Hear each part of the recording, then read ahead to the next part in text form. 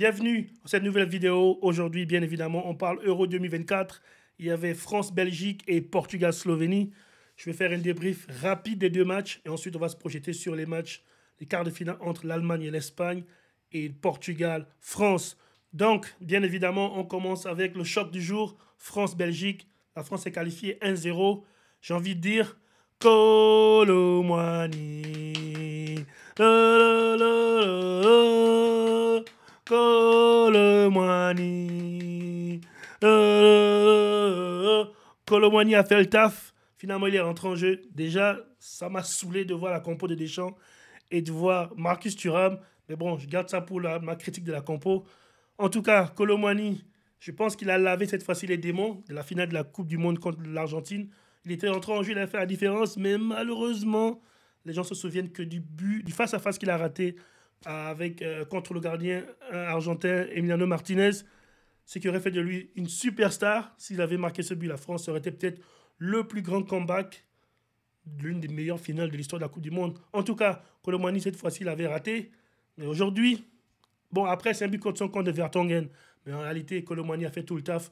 Contrôle, orienté, il s'est retourné, il a frappé, la balle est contrée et 1-0 pour la France. Dans un match qui était totalement dominé par la France en réalité, la Belgique a eu quelques occasions par-ci par-là, quelques fulgurances ici et là. Mais en général, la France a mérité de passer, la France a dominé en réalité, il ne faut pas se mentir. Mais bon, on va commencer comme d'habitude avec la compo des équipes. En fait, la compo, elle avait déjà été donnée il y a 2-3 jours. Il y avait des rumeurs comme quoi Deschamps allait passer en 4-4-2 losange, avec Griezmann en pointe de losange derrière les deux attaquants. Mais je me disais, allez, il va peut-être faire jouer Kolo Muani, Mbappé, ou alors Mbappé et Olivier Giroud. J'étais encore surpris de voir Marcus Thuram. Après, bon, à un moment, Deschamps ne se prend plus, parce que Deschamps, il est super têtu comme ça. Il a reconduit quasiment la même équipe. D'ailleurs, c'est la même équipe. Mais il a changé la formation en 4-4-2, losange. Du côté de la Belgique, la surprise était Openda sur une aile. Je n'ai pas vraiment aimé. Doku et aussi De Bruyne en, on va dire, milieu typique qui doit défendre, alors que De Bruyne, c'est pas son rôle en fait. C'est pas que c'est pas son rôle, c'est pas ce qu'il fait. Normalement, il est supposé être milieu central, mais bon, au fil des années, il est devenu milieu offensif, milieu exclusivement offensif. Du coup, il a perdu un peu. Enfin, je sais même pas s'il a su défendre avant. Mais aujourd'hui, il a dû défendre énormément en première mi-temps, ça s'est vu. Il était pratiquement fantomatique. À part les tâches défensives, il a quand même fait, il faut avouer. Lukaku, super pris par Saliba. Saliba a mis Lukaku, comme on dit, dans la poche aujourd'hui.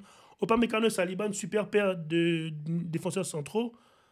Parce qu'ils sont costauds et surtout ils sont rapides en fait. Donc la France peut jouer très haut. Ce que la France a fait. Ils ont dominé la balle très haut au milieu de terrain. Et à chaque fois que la Belgique était supposée partir en compte. Et je pense que le coach belge, il a joué sur ça en fait. Il s'est dit, c'est pour ça qu'il a mis, je pense, Openda sur l'aile. Et du coup, il s'est dit, allez, les Français vont jouer haut.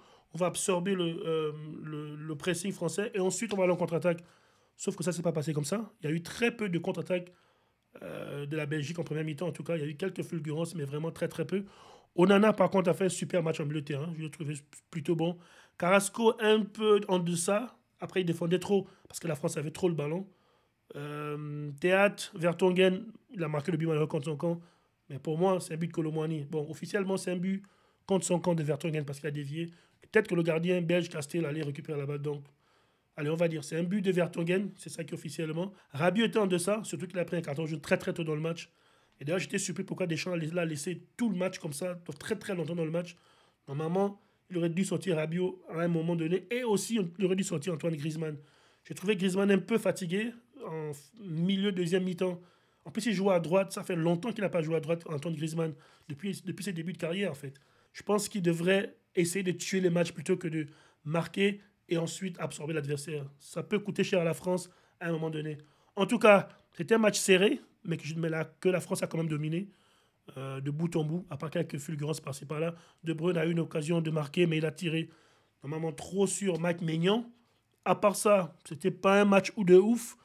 On attendait un match super offensif. Jérémy Doku, je pense que c'était le meilleur joueur du côté belge.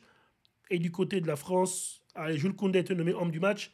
Mais je pense que Koundé, Golo Kanté ont fait un match fou. Kanté, c'est une machine. Mais Koundé, en fait, aujourd'hui, c'est son match. Il était tellement impliqué dans toutes les occasions. J'étais même surpris de le voir aussi impliqué parce que tu te dis, bon, si la France va attaquer, ça va être du côté gauche parce qu'il y a Mbappé et Hernandez. Côté droit, tu te dis, bon, normalement, il n'y a personne. Thuram, Thuram c'est personne en réalité. Et puis Koundé, c'est pas un latéral qui monte. Mais aujourd'hui, il a vraiment été offensif.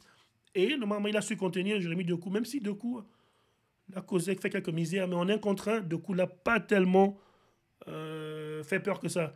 La France, finalement, est passée 1-0. Et la France va affronter le Portugal qui jouait le second match de la journée.